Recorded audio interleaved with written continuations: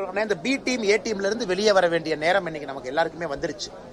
இன்னைக்கு மக்கள் எந்த புதிய கட்சியா, நீங்க என்ன கொள்கையை வச்சிருக்கீங்க, எங்களுக்கு என்ன செய்ய போறீங்க சொல்லுங்க அப்படின்னு.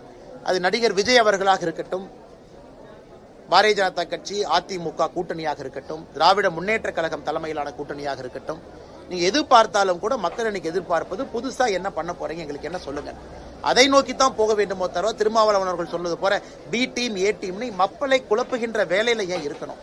இன்னைக்கு முதலமைச்சர் அவர்கள் 4 வருஷம் ஆச்சு, ரிப்போர்ட் கார்டு கொடுத்தாரா? நாங்க 11 ஆண்டுகள் முடிச்சு ரிப்போர்ட் கார்டு கொடுக்கிறோம். நேற்று வானதி சீனிவாசன் அவர்கள் ஈரோட்டில் ரிப்போர்ட் கார்டு கொடுத்தாங்க. கோயம்புத்தூர்ல ஒரு வாரத்துக்கு முன்பு நான் ரிப்போர்ட் கார்டு கொடுத்தோம். மத்திய அரசு சார்பா பாருங்க, இதெல்லாம் நாங்க செஞ்சிருக்கோம். அதே நேரத்தில் நம்முடைய தேர்தல் வாக்குறுதியும் கொடுத்து சொன்னோம். இன்னைக்கு 511 தேர்தல் வாக்குறுதி கொடுத்திருக்கக்கூடிய முதலமைச்சர் அவர்கள் 4 ஆண்டுகள் முடிச்சு ரிப்போர்ட் கார்டு கொடுக்கட்டும். எத்தனை முடிச்சிருக்கேன், வாக்குறுதி 1, வாக்குறுதி 5, வாக்குறுதி 9 சொல்லட்டும்.